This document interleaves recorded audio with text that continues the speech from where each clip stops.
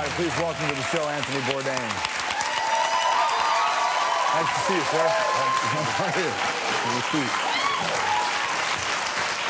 Nice to see you. Thanks for coming on the show. Thank you. Wow, my whole life in 90 seconds. Almost like a eulogy in a sense, isn't it? Yeah, I feel that I'm inappropriately alive. A lot has been accomplished, and certainly in the second act of your life. I wonder if it's all a big surprise to you in a sense. You know, if you're ever really drunk late at night and you're playing pinball and you want to go home, but you keep racking up extra points because you don't care and you never expect it to be there in the first place. I feel like that. I'm on my third life and on bonus round. Well, that's a nice place to be there, right? Yes. Because then you can play fast and loose with everything. Well, I'm having a really good time. I mean, I have the best job in the world, and I'm milking it for everything I can get. But in a sense, you've had to change, and not change, I suppose, your personality, but you've come up with a slightly different way to represent yourself or present yourself. Yeah, I mean, I don't think it was a calculated thing. I think, you know, the minute you have a child, you see your child's face, any notions of being a bad boy chef are, you know, pretty ludicrous. I don't know that there are any cool dads. I don't know that there should be. You know, cool is not really caring about anything. And of course, once you have a child, you know, that's you care a lot. But was that a surprise to you that you approached it this way? I mean, no, I was ready, but I mean, you first time you see your child's face, you really know on a cellular level that you're just not the center of the world anymore. It's just that simple. I bet your wife must love this, this new version of you. Well, yeah, certainly. She's Italian, very strong-willed woman, and you know, not someone that, you know, take a lot of nonsense. And you know, let's say I'm 54. I mean, it's you know, it's undignified. You know, over 50, you really got to reconsider the leather jacket. Well, or, you know, but only if the leather jacket represented something to you. And did you embrace that kind? I know that it was presented as you're the bad boy chef, but did you feel that? Did it mean that to you? No, of course, I never took it seriously. I just didn't really know any better. I mean, I spent the first 28 years of my working life, my whole working life until the Kitchen Confidential hit, standing in a small submarine-sized kitchen with a bunch of sweaty tattooed guys, and that was, you know, the level of discourse was not the best, and that was the world that I lived in. I was very happy in. I didn't expect to suddenly find myself with a best-selling book. I certainly didn't expect to find myself with a TV show that allowed me to go wherever I want in the world, do whatever I want, and I don't even have to behave.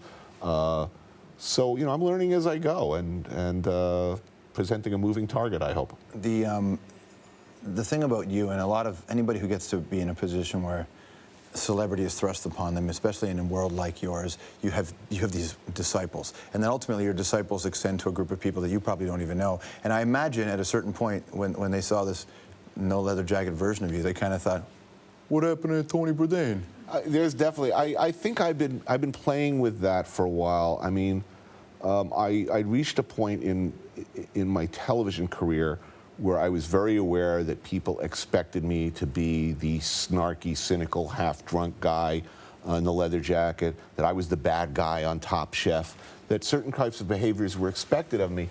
And, you know, I've always been something of a provocateur, and I thought really the most perverse thing I could do at this point in my life is stick a thumb in the eye of my, you know, most dedicated fans and do a really huggy, Cosby-esque rainbows and unicorns show, you know, with my family. And I would watch that. I did one, and you know, I took a lot of, you know, genuinely perverse pleasure from doing it because I think it was just about the most offensive and risky thing I could do. I fully expected to get pilloried for it. Is it about owning your own identity? Is it about having control as opposed to what other people think of you? No, I'm not looking to stretch. I mean, I'm not going to, you know, appear in Falstaff off Broadway just to prove you know, that I can move beyond this. It's not about that. It's just staying interested in being able to look at myself in the mirror in the morning and not feel like a clown.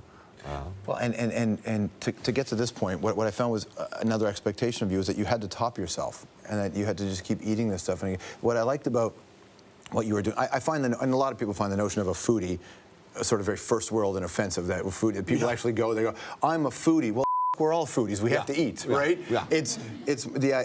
But you actually, it wasn't about eating fancy food in fancy restaurants. You went out and went to places that most people will never get to go and eat food that most people would just be horrified at. But did you feel at a certain point like, well, I've eaten all this crazy stuff, I can't really top that anymore. Yeah, I mean, I found myself, there was an Armadillo Incident a while back where, you know, the producers had said, you know, they eat armadillo here in Uruguay, and we're going to go to this farm out in the wilderness, and we're going to eat armadillo. And you know, they had this terrified, shivering little armadillo, you know, paralyzed with fear. You know, I mean, I think we were eating the family pet, you know, for purposes of television entertainment. And I was unconvinced that this was an everyday meal, and what was the point? And I'm not going to eat that thing just to freak people out. I'll eat it if it's delicious, without any moral qualm at all. But yeah, you know, leave that to the other guy. Honestly, it's a quality of life issue for me. Am I having fun while making television? Am I staying curious? Are the people I'm working with having fun as well? Are we pushing each other to do something that at least interesting to us? Yeah. That's enough for me. Much was made about when you're a younger man and you had all the inner anger and you found your ways to express yourself. Do you still have that anger? I'm still angry, yeah. Sure. I mean, you know, every time I drive by an Olive Garden, I'm angry. You call that Italian food? You know. But dude, the garlic bread off the top is pretty amazing. Oh, no, I'm just kidding. Nasty. But that's it, right? Talk about the food industry and the meat industry, because you I mean you eat a lot of meat. But what do you think about the condition of the meat industry at this stage? Well, I like meat, and it doesn't even have to be particularly good meat, and it doesn't even have to be particularly safe. It's just, you know, I don't think it should be soaked in ammonia or treated with ammonia like a lot of the fast food quality burgers are apparently treated with to make them safe enough to eat. I don't think you should. I think it's unpatriotic. As an American, as somebody for whom the national dish, whether you like it or not, is the hamburger, I feel I should be able to walk into any restaurant in America and order my steak or my hamburger, goddamn medium rare. When you order, it's unpatriotic if I can't do that. It means it's a win for the terrorists. That's what I'm saying.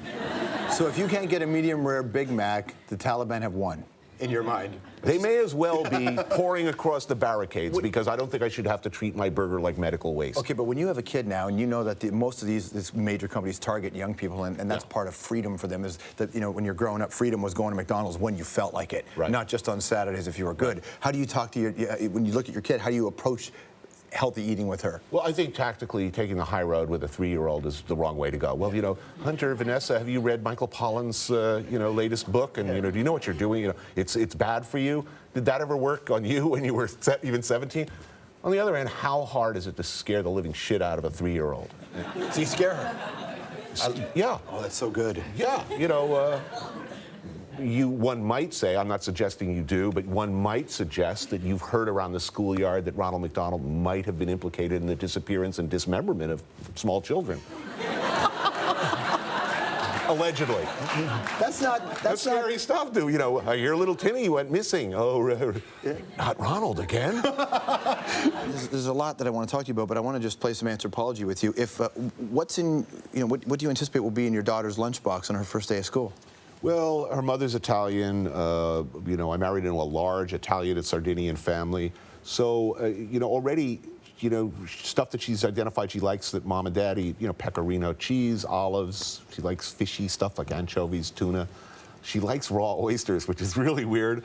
But whatever she likes. I mean, she's a little kid. I'm not going to force her to be an annoying foodie, you know. I'm not going to, you know, honey, have you tried sushi? You know, I'm not going to do that to her. What's a food that's rocking your world right now? Right now, yakitori, you know, little bits of chicken perfectly skewered and grilled over charcoal. Love it. You had you went to CBGB's back in the day, right? Yes. What's the best concert you've ever attended? Best concert I ever attended?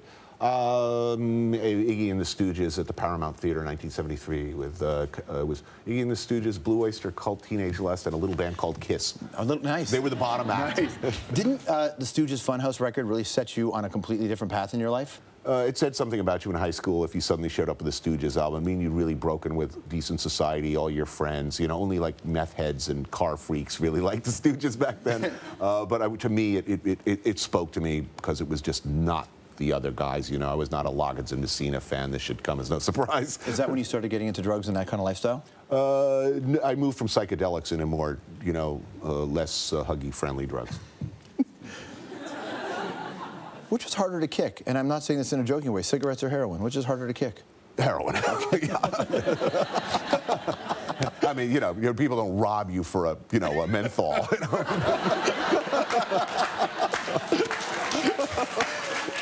What's your opinion on vegetarians, young man? Bad tourists, bad guests, not a lot of fun, generally flatulent. Of the 7 deadly sins, wrath, greed, lust, pride, envy, sloth, but not counting gluttony, which are you most guilty of committing? Yeah, I think I make pretty much a clean sweep of those. When you were a kid, what was your favorite thing your mother used to cook? A lot of guys identify with their mother in the kitchen or father. What was for you? I loved Mom's meatloaf. That was great stuff. But my birthday, I would get roast beef and Yorkshire pudding. Nice. Loved that. What's your tastiest cute animal? Tastiest cute animal? Really cute? Yeah. Cuy in Peru. It's basically guinea pig, and they're delicious. It's like a little suckling pig, only cuter. Okay, finally, what's your karaoke song? It's I Want to Be Your Dog by the Stooges. Nicely done. The book is called Medium Raw. You got to check it out. Anthony Bourdain, everybody. Thanks for seeing me. Thank you. Thanks for coming. I really appreciate it.